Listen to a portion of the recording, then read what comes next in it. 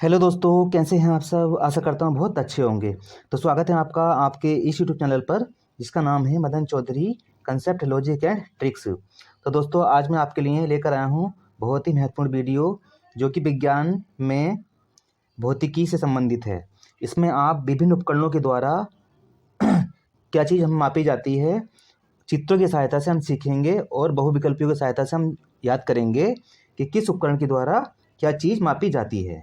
ठीक है। और आशा करता हूँ आपको ये वीडियो बहुत ही पसंद आएगी। अंत तक बने रहिएगा इस वीडियो में। तो चलिए शुरू करते हैं अपनी इस वीडियो को। देखिए दोस्तों, ये आपके सामने एक चित्र है। इसमें क्या है कि एक नाव है, ये ना जहाज है एक ये, और ये सागर है ना, महासागर कह दो, ये सागर कह दो। तो यहाँ पर क्या है, अगर कोई वस्तु खो जाती है ना, या हमें किसी वस्तु का पता लगाना होता है, तो हम ना यहाँ पर एक जहाज के अंदर यहाँ एक उपकरण का यूज कर लेते हैं जिसका नाम सोनार होता है। ठीक है। उसके द्वारा पराश्रव्य तरंगें भेजी जाती हैं और इन तरंगों के द्वारा ही हम किसी भी डूबी हुई वस्तु का पता लगा लेते हैं। ठीक है। चलिए, ऐसे ही मैंने इस चित्र में भी दिखाया गया है कि एक जहाज के अंदर से सोनार है ना, सोनार लगा हुआ है और वहाँ से तरंगें भेजी गई हैं। कौन सी तरंगें भेजी गई हैं? पराश्रव्य तरंगें। और ये तरंगें ही समुद्र के अंदर डूबी हुई चीज़ों का पता लगा लेती हैं। ठीक है। तो अब जो क्वेश्चन मिलने वाला है आपको, आसानी से उसका उत्तर आप दे पाएंगे। देखिए, ये पूछ रहा है आपसे, सोनार निम्नलिखित में से किसके द्वारा उपयोग में लाया जाता है? अंतरिक्ष यात्री द्वारा, डॉक्टरों द्वारा, इंजीनियरों द्वारा, या नौ संचालकों द्वारा। यानी कि जो नाव चलाते हैं ना, जहाज चलाते हैं, नाव चलाते हैं, उन्हें नौ संचालक बोलते हैं, इनके द्वारा। तो आपने बिल्कुल भी देखा था। तो क्या उत्तर हो जाएगा इसका? नौ संचालकों द्वारा सोनार का उपयोग किया जाता है। चलिए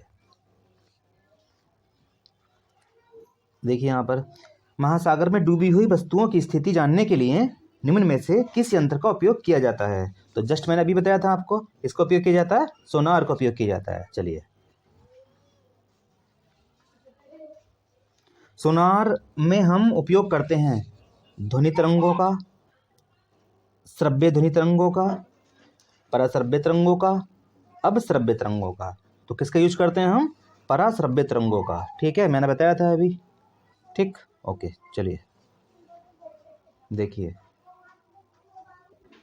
ध्वनि की तीव्रता को मापने वाला यंत्र कौन सा है? ठीक है दोस्तों, तो ध्वनि की तीव्रता को किससे मापते हैं हम? बताइए जल्दी से। तो ध्वनि की तीव्रता को हम ऑडियोमीटर से मापते हैं दोस्तों। ठीक है। अब ध्वनि की तीव्रता है, तीव्रता मतलब कितनी तेज चल रही है, वो कम चल रही है, कितनी तेज आई है उसमें ना। तो तीव्रता ध्यान रखना, तीव्रता जो है ध्वनि की ऑडियोमीटर से मापते हैं। और जबकि ध्वनि का वेग एनीमोमीटर से मापा जाता है दोस्तों। ठीक है। तो हमारा सही उत्तर क्या हो जाएगा? Option D. ठीक, चलिए देखिए, ये हमारा एनीमोमीटर है। यहाँ पर क्या होता है कि जब ध्वनि चलती है ना, तो इससे टकराती है ना, यहाँ से टकराती है, और टकराने के बाद ये जो पहिए लग रहे हैं ना, ये जो है ना, ये टकराएगी, ऐसे घूमेगी, जैसे इस तरह टकराएगी ऐसे घूमेगी। ठीक है, इस तरह से। ठीक है। तो इस तरह से हम ध्वनि का वेग ज्ञात कर लेते हैं। ओके, चलिए अगला है, एनीमोमीटर से निम्नलिखित में से किसका मापन किया जाता है? पानी के बहाव की गति का, पानी की गहराई का, पवन के वेग का, प्रकाश की तीव्रता का। तो जस्ट मैंने अभी बताया था आपको, पवन के वेग का। चलिए अगला प्रश्न ये, वायु की गति निम्नलिखित में से किसके द्वारा मापी जाती है?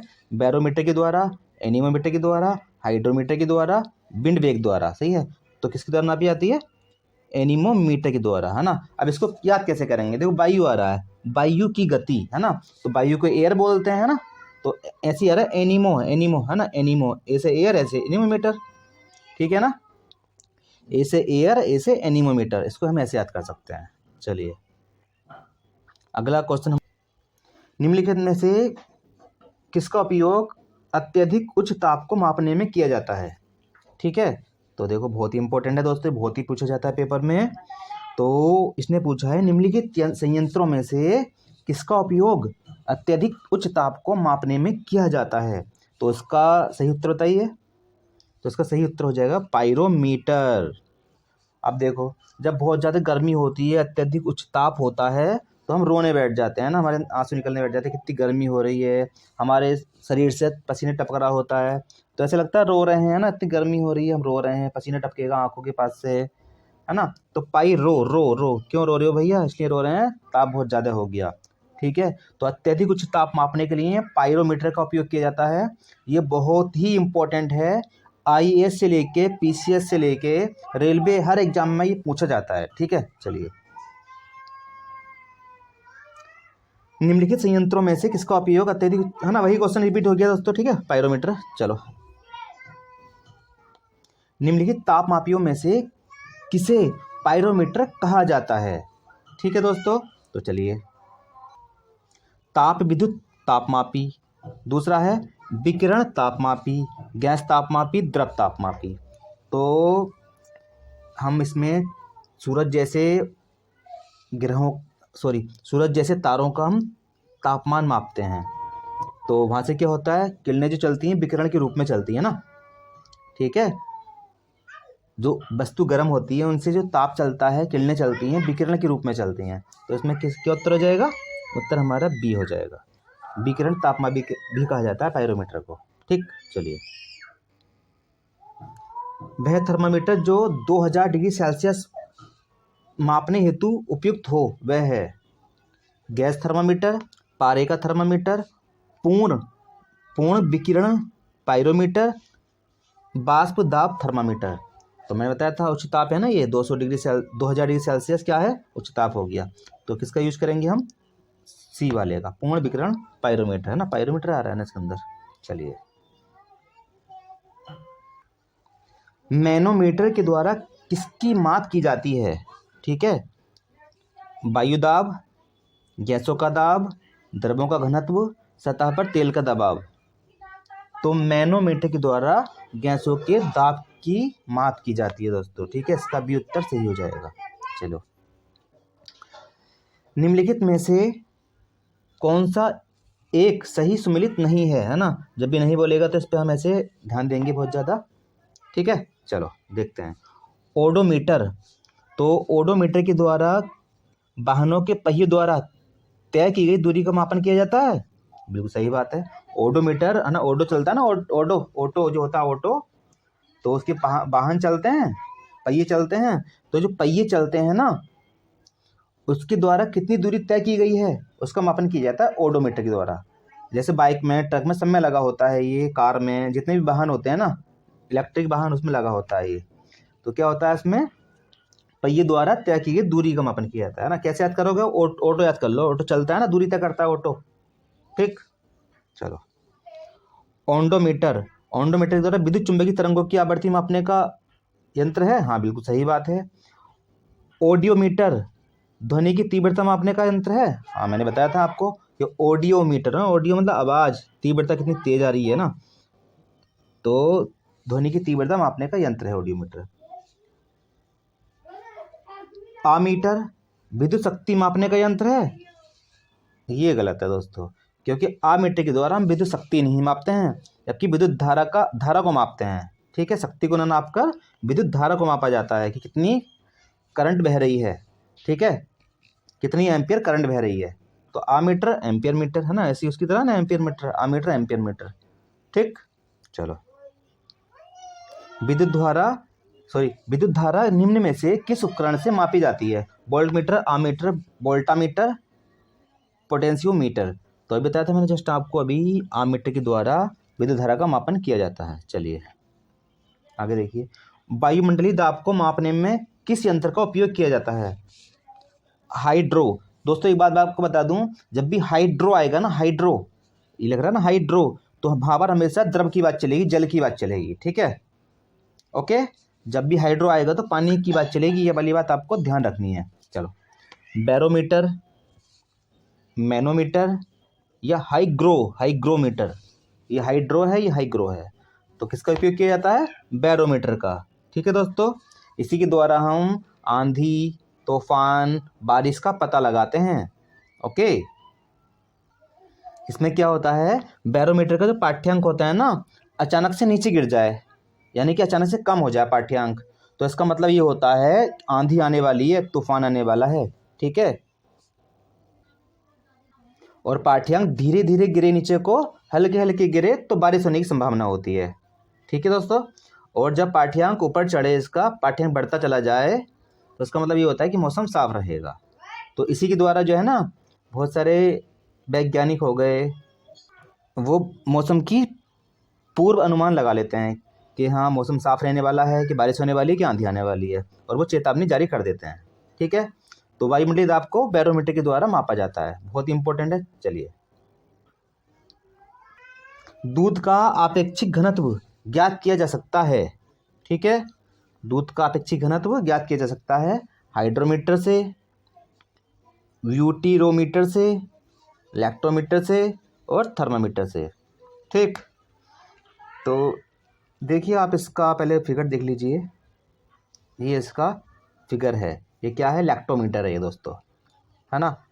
अब इसको कैसे याद करोगे आप? ऐसे याद कर लेना कि देखो, जो दूध होता है लीटर में मिलता है। क्या में मिलता है? लीटर में, है ना। कितना लीटर दूध दे दो, इतना लीटर दूध दे दो, तो यहाँ लीटर आ रहा है, लैक्टो लीटर है, लीटर। ठीक है। तो आप इसको ऐसे याद कर लेंगे। दूध जो होता है उसकी शुद्धता की जांच की जाती है, इसमें कितना पानी मिला हुआ है, कितना दूध शुद्ध है। ठीक है। तो शुद्धता की जांच इसके द्वारा की जाती है। ओके। अब देखो कैसे करते हैं।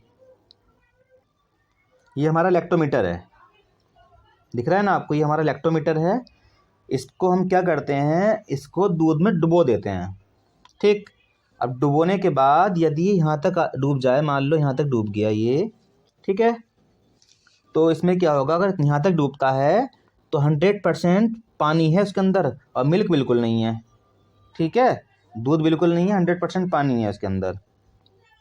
और वो यदि 3/4 डूब जाता है, दिख रहा है 3/4, यहाँ तक डूब जाता है, 3/4 डूब जाता है, तो उसमें 75% तो पानी है और 25% दूध है। ठीक। यदि यहाँ तक डूबता है, 1/2 भाग तक डूबता है, तो क्या होता है? 50% पानी है, 50% मिल्क है इसके अंदर। ठीक है। 1/4 भाग तक डूबता है यहाँ तक, तो उसमें क्या होता है? 25% पानी और 75% दूध होता है। और इस एरिया में अगर यहाँ तक रहता है, यहाँ तक डूबता है, तो इसमें क्या होता है? 100% दूध होगा और 0% पानी होगा। ठीक है ना। तो ये लैक्टोमीटर है, इसके द्वारा हम दूध की शुद्धता की जांच करते हैं। दुकानों पर जो दूध आता है ना, दूध ये लेकर आता है, तो वो इसी से जांच करते हैं कि इसमें कितना पानी मिलाया है, इसने कितना नहीं मिलाया है। ठीक है ना। चलिए देखिए, वायुमंडल की सापेक्ष आर्द्रता मापी जाती है। ठीक है दोस्तों। तो वायुमंडल की सापेक्ष आर्द्रता कैसे मापते हैं? हाइड्रोमीटर से। तो हाइड्रो तो जल के लिए यूज होता है, ये तो हो नहीं सकता इसका आंसर। लैक्टोमीटर से, अभी बताया था लैक्टोमीटर का कहाँ यूज करते हैं हम? लैक्टोमीटर को दूध की शुद्धता के मापन में यूज करते हैं। ठीक है। अब देखो, हाईग्रोमीटर, ये हमारा सही उत्तर हो जाएगा, हाईग्रोमीटर। ठीक है। चलो अगला देखिए, वायु में आर्द्रता को नापने के लिए कौन सा उपकरण प्रयोग में लाया जाता है? आर्द्रता, ध्यान रखना, आर्द्रता है इसमें, क्या है? आर्द्रता। यहाँ देख रहे हो ना कौन सी मात्रा लग रही है? नीचे को रा लग रहा है ना, रा, ये वाला आर्द्रता। तो समझ जाओ कहाँ लग रहा होगा ना, ये यहाँ पर लग रहा है, हाई ग्रो, है ना। हाथ से हवा हो रही है, और आर्द्रता मतलब नमी, कितनी नमी है वायु के अंदर, हाई ग्रो। ठीक। तो हाइग्रोमीटर का उपयोग किया जाता है। चलिए, रक्त दाब नापने के लिए किसका उपयोग करते हैं? टेकोमीटर,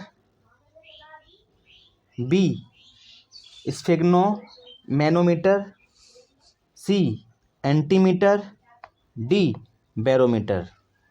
तो बताइए, रक्त का दाब मापने के लिए स्फिग्नो मैनोमीटर का यूज करते हैं दोस्तों। ठीक है। चलिए, प्रकाश की तीव्रता नापने के लिए जिस उपकरण का उपयोग किया जाता है उसे कहते हैं एनीमोमीटर, कोलोरीमीटर, लक्समीटर, अल्टीमीटर। तो किसका यूज करते हैं? लक्समीटर का यूज करते हैं दोस्तों। ठीक है। तो ऑप्शन सी सही हो जाएगा। अल्टीमीटर जो होता है ना, ये ऊंचाई मापने के काम आता है दोस्तों। ठीक है। बहुत सारी जो ऊंचाई होती है उसको मापने में इसको यूज करते हैं। रडार उपयोग में आता है ऑप्शन ए प्रकाश तरंगों द्वारा वस्तुओं का पता लगाने में, ध्वनि तरंगों को परावर्तित कर वस्तुओं का पता लगाने में, रेडियो तरंगों द्वारा वस्तुओं की स्थिति का ज्ञात करने में, वर्षा करने वाले बादलों का पीछा करने में। तो बताइए सोच के जल्दी से इसका उत्तर, है ना। तो उत्तर तो यहीं छिपा है, रा रा ड और रा और ड, है ना। देखो रेडियो है ना, रेडियो। तो रेडियो तरंगों द्वारा वस्तुओं की स्थिति ज्ञात करने में, ठीक है। ऑप्शन सी सही हो जाएगा, ठीक है ना। रा और डा यहाँ पर है, रा और डा यहाँ पर है, आराम से आप इसको मैच कर लेंगे, ठीक है ना। चलिए देखो, ये मैंने दो चित्र दिखाए हैं आपको। ये जो लग रहा है ना यहाँ पर, ये रडार है हमारा, ठीक है। ये रडार है और इसकी वर्किंग क्या होती है, वर्किंग यहाँ पे दिखाई गई है। इससे ये क्या करता है, ध्वनि तरंगे भेजता है ना, इस तरह से लाल तरंगे भेजी हैं इसने। जब टकरा के तरंगे वापस आ जाती हैं तो उसी के द्वारा हम इसका मापन कर लेते हैं कितनी दूरी पर वो होगा, कोई भी वस्तु कितनी दूरी पर होगी। चलिए, निम्न में से कौन सी राशि रिएक्टर पैमाने पर मापी जाती है। बहुत ही इंपॉर्टेंट है दोस्तों, बहुत ही ज़्यादा इंपॉर्टेंट है रिएक्टर, है ना, पैमाना जो है बहुत ही ज़्यादा। तो ऑप्शन ए हिमनदी की चाल, जनसंख्या वृद्धि, भूकंप की तीव्रता, पृथ्वी के अंदर का तापमान। तो रिएक्टर पैमाने पर हम क्या मापते हैं, भूकंप की तीव्रता मापते हैं दोस्तों। बहुत ही इंपॉर्टेंट है, बहुत सारे एग्जाम में पूछा गया है ये, ठीक है। चलिए, निम्न में से भूकंप मापी यंत्र कौन सा है, ठीक है। तो कौन सा यंत्र है, option A crescograph, option B seismograph, option C Geiger counter, option D rain gauge. तो क्या उत्तर हो जाएगा इसका, सिस्मोग्राफ, ठीक है। दोस्तों मैं आपको बता दूं, जो पीछे हमने पढ़ा था अभी यहाँ पर, ये हमारा पैमाना है, ठीक है। क्या है ये, पैमाना। और ये क्या है, ये हमारा जो उपकरण होता है ना, उपकरण का नाम है ये, ठीक है। उपकरण पूछेगा, यंत्र पूछेगा तो सिस्मोग्राफ हो जाएगा, ठीक है ना। उपकरण तो सिस्मोग्राफ हो जाएगा। और यदि आपसे पूछेगा कि पैमाना कौन सा है, किस पैमाने में मापी जाती है, जैसे होता है ना सेंटीमीटर, मीटर, किलोमीटर, इस तरह से। तो पैमाना जो है तीव्रता का ना, भूकंप की तीव्रता, ठीक है, रिएक्टर पैमाने पर। ओके, तीव्रता नापेंगे रिएक्टर पैमाने पर, यानी कि तीव्रता रिएक्टर में मापी जाती है। यानी कि रिएक्टर जो है ना, इसका यूनिट समझ लो, एक यूनिट है इसका ये, ठीक है। क्या है ये, इसका यूनिट है, ठीक है ना। यूनिट मतलब मात्रक, ठीक है, यानी कि मात्रक है एक तरह से ये। चलिए, और ये क्या है, ये हमारा यंत्र है। तो इस यंत्र के अंदर ही वो है ना, वो जो है ना रिएक्टर, इस यंत्र के द्वारा मापते हैं। ओके, चलिए, तो समझ गए हो गए। सिस्मोग्राफ हमारा यंत्र है, जबकि वो हमारा क्या है, पैमाना है, यानी कि वो मात्रक है एक तरह से, ठीक है। चलिए, ये हमारा क्वेश्चन है, इसको सही सम्मिलित करना है।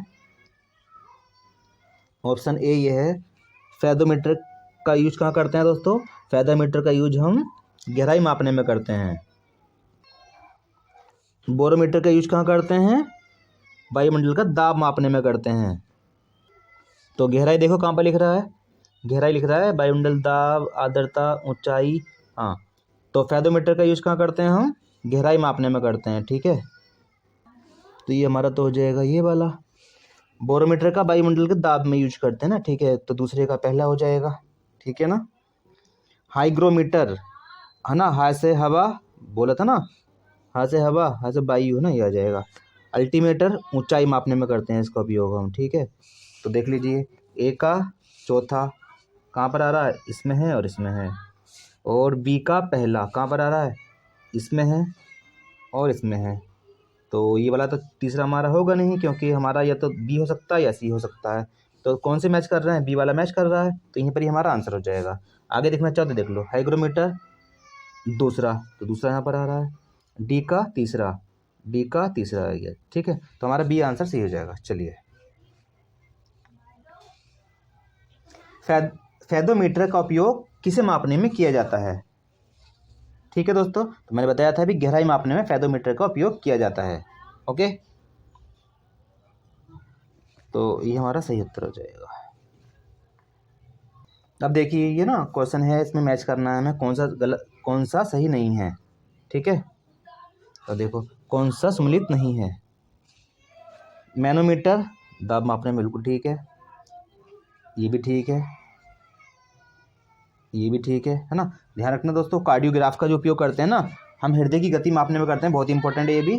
कार्डियोग्राफ है ना, कार्डियोग्राफ बहुत ही इंपॉर्टेंट है, याद कर लेना इसको। कार्डियोग्राफ का उपयोग हृदय की गति मापने में करते हैं हम, दिल की धड़कन मापने में इसी का उपयोग किया जाता है।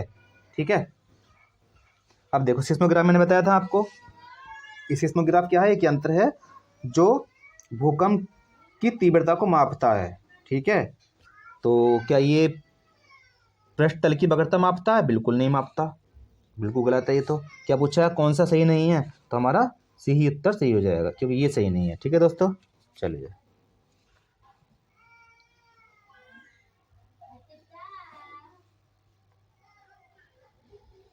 तो अगला क्वेश्चन ये था, झूठ का पता लगाने के वाला यंत्र कौन सा है?